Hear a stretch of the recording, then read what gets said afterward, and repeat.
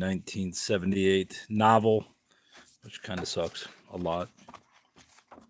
But we trot on past the halfway point. We're heading into the second half. I guess that is the same thing, idiot.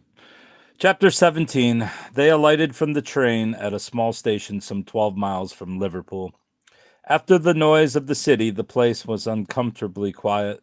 Apart from the ticket collector and a donkey tied by a rope to a painted fence, there wasn't a soul in the world, save themselves. Over there, said Meyer, indicating a bicycle shed and a line of poplars through to the woods and the shore.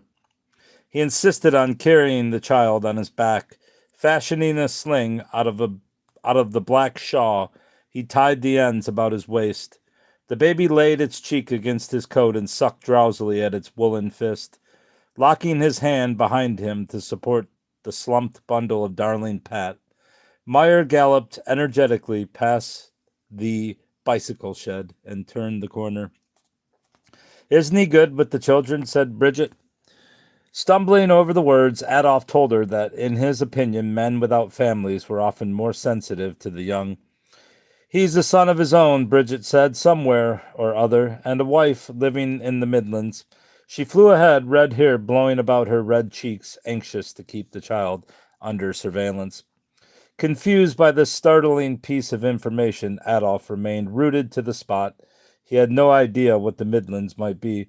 Was it possible that the generous milk of kindness Meyer had abandoned his wife in a field? Perhaps in his references to obsolete machinery and waste products, he had been alluding to Frau Meyer. Hurry, hurry, called Bridget, dodging briskly round the corner of the shed. Deep in thought, Adolf followed. He came into a cobbled yard fronted by a public house with shuttered windows. Set to one side was a wicket gate leading to a cinder path running black as a river through a waterlogged field and a coal yard fenced with poplars. In the distance, he was in time to see Meyer and Bridget closing a second, larger gate. He shouted, but evidently they couldn't hear him. As he watched, they scurried up a slight rise, Meyer humpbacked under his burden, and Bridget apparently scrambling on all fours as she endeavored to keep up with him. Then the ground dipped, and they fell out of sight. Whistling to show he didn't care, Adolf sauntered through the wicket gate and along the path. There were crows stalking the hills of slack behind the trees. At the sound of his slithering boots, they rose with outstretched wings and circled like vultures. He was damned if he was going to break into a sprint to catch up with his sister-in-law and Meyer. Obviously, it wasn't to be one of those gentle afternoon strolls enlivened by conversation and a study of nature. They had set out too late. If only Eloise hadn't whined for his dinner. Already mist was beginning to seep across the flat meadows of sodden grass. Upon arriving at the second gate, he was surprised to find it wouldn't open. He shoved without success. It was tied to a post by wire so rusted and fiercely entwined that he was forced to clamber over the bars. Spread-eagled along the topmost slat, he had a clear view of the bleak landscape ahead, an uneven stretch of waste ground edged by a thin avenue of pines, tapered to a blur of trees on the horizon. He heard what he took to be the dull roar of waves breaking on a far-off shore. There were no winding streams or wooded hollows, no hedgerows thick with winter berries. He couldn't think why Meyer had imagined he would enjoy such a desolate, moaning place.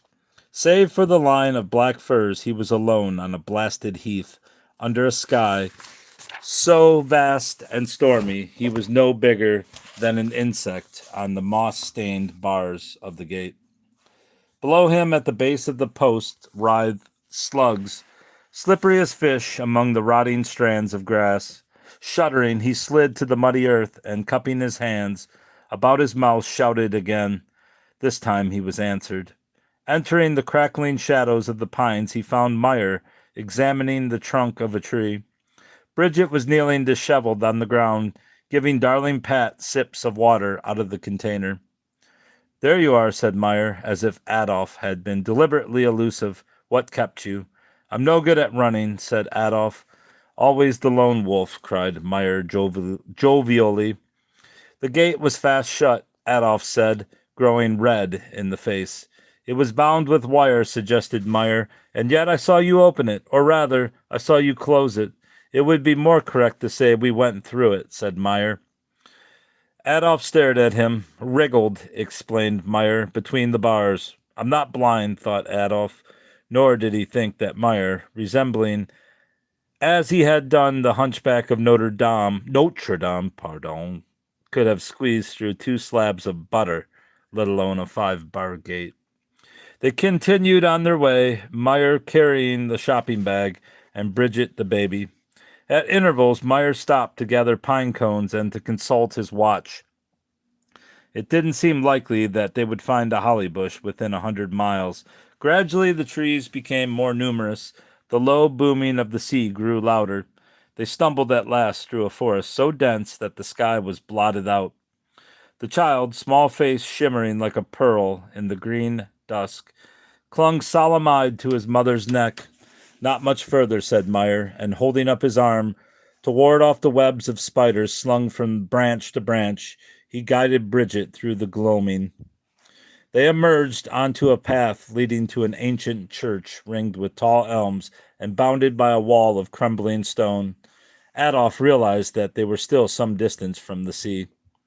The roaring he had continually heard in his ears was no more than the wind, blowing in the lofty branches of the pines. Again, Meyer consulted his watch. We haven't a great deal of time, he said. If I remember rightly, there are holly bushes behind the church. Eagerly, Bridget trotted forward, the baby bobbing on her hip. Meyer stood on the path, shoulders slumped. A gray cobweb drifted from the brim of his black felt hat. He stared warily in the direction of the unseen road, masked by the high wall and the ragged elms. You are tired, said Adolf. Stay here and rest. I'll accompany Bridget. On the contrary, said Meyer selflessly, it is you who must stay here. I'll attend to Frau Hitler. You explore the church. There are many interesting architectural features. It was built in the 12th century. Standing at Adolf's elbow, he indicated the squat Norman tower. Come with me, urged Adolf. One cannot always be at the beck and call of women.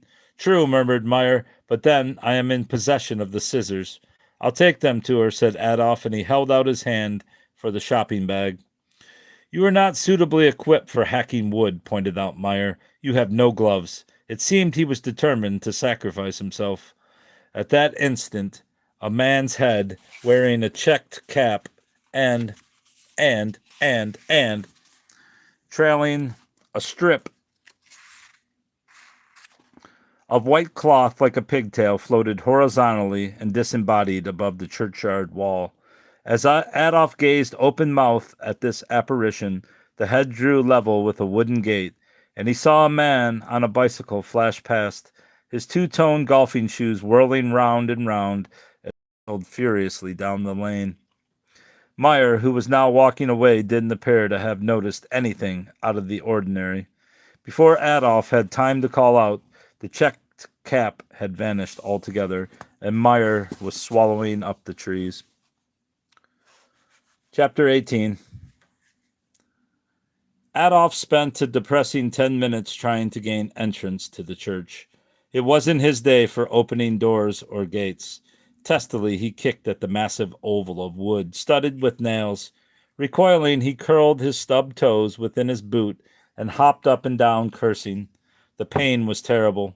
Removing his boot, he fingered his worn sock and was relieved to find he wasn't bleeding. Had he known how to reach the station, he would have left there and then. The foolish whims of his sister-in-law were none of his business. Obviously, Meyer was too weak and sentimental to order her to forage for her own Christmas greenery. Let them shop together like the peasants they undoubtedly were. Thoroughly irritated by Meyer's indiscriminate attention to others, he stumbled from the porch, boot in hand, and hobbled round the back of the church. He distinctly heard voices and the breaking of twigs. Coming to a gap in the thick hedge of briars, he found his way into the forest beyond. He didn't wish Bridget and Meyer to wander so far that he would lose touch with them entirely. He had only traveled a short distance when he became aware of someone behind him, blundering through the undergrowth. He spun round and listened. For a moment he thought he glimpsed a white blob of Pat's woolen bonnet, but it was only a bird's feather drifting from the darkness above. Cautiously he walked on. Again he heard those unmistakable sounds of pursuit. Careless of the branches that plucked his hair and tore at his clothing, he began to run deeper into the woods. He didn't know why he was so afraid. Once he glanced over his shoulder and saw, fragmented by trees, the figure of a man on the bicycle, bareheaded now, the strip of cloth dangling over one ear, as fleet-footed as an Ogallala Indian. He tracked him through the pines. Suddenly, the ground sloped upwards. A broken bough, pointed like a spear, jabbed Adolf in the ribs. Grunting, he reached the edge of the rise and toppled into a hollow lined with blown sand and pine needles. With his last ounce of strength, he raised one arm and lobbed his boot blindly into the trees. A patch of white sky rocked above him as the branches shifted in the wind. There was no escape. Defenseless, he awaited the stranger's approach. "My dear boy," exclaimed Meyer, looking down at him with an expression of concern, "have you injured yourself?" "I have no need of self-inflicted wounds," said Adolf, struggling to retain his composure. "Not when everyone else is determined to harm me. I am perpetually stalked by unknown enemies." "What has happened to your shoe?" said Meyer. "I have suffered enough," Adolf cried. "They are everywhere, on boats, beside railway tracks, outside picture houses, smiling above beards. Just now there was another with a bandage about his head." "Another what?" asked Meyer, bewildered. "Another man," Adolf said. "Less than a week ago he leapt through the roses in the top room of your house." "Through the roses?" "I'm distraught," admitted Adolf, "but I'm not stupid. I can put two and two together." Meyer lowered himself onto the rim of the slope and stared thoughtfully at the ground. "You are telling me a bearded man wearing a bandage jumped through some flowers?" "No," said Adolf. "He was clean-shaven. He came through the wall. Later he wore golfing shoes, the ones I saw in the wardrobe. Brown and white." "Brown and white," repeated Meyer. He flung up his arms in despair. "Do I look like a man who plays golf?" "Be that as it may," said Adolf darkly. "First he was on a bicycle, and then he was on foot." "He came through the wall on a bicycle," Meyer said. Furious at this evasive conversation, Adolf attempted to stand up. His legs were so weak he felt they would snap under his weight. He succeeded merely in crouching on all fours like a dog. "Lie down," advised Meyer. "Lie down and breathe deeply." Adolf rolled sideways and lay with his knees drawn up to his chest. Presently he murmured, "There are several men following me. Some are bearded, some are not. There was a man in the square whom I thought I recognized. I spoke to him, imagining we had met before. It may be he was on the Channel steamer. He stole my cap." "Who has stolen your boot?" demanded Meyer. "No one," said Adolf. "My boot is only mislaid." After some moments of silence, Meyer asked, "Why are all these men following you? Are you in trouble with the police?" "Certainly not," protested Adolf. "It is Alois who has criminal tendencies, not I." He sat up and shook the sand from his hair. "I am the innocent victim of a failure in postal communications." It was unmanly of him, he felt, to confide in Meyer, but he could no longer keep his fears to himself. Assuming it was curiosity and not pity that caused the older man to watch him so attentively, he endeavored to explain his position. "When I first left Linz for Vienna, I notified the authorities of my new address. I realized I would soon be eligible for military service." "Ah, now I understand," said Meyer with irritating perception. "Allow me to finish," cried Adolf. "You are jumping to conclusions. In giving my change of address, I was acting with the utmost correctness. Unfortunately, I didn't have the same address for very long, or any other address for that matter. Circumstances forced me to spend the next few years wandering the city like a tramp. I can't be blamed."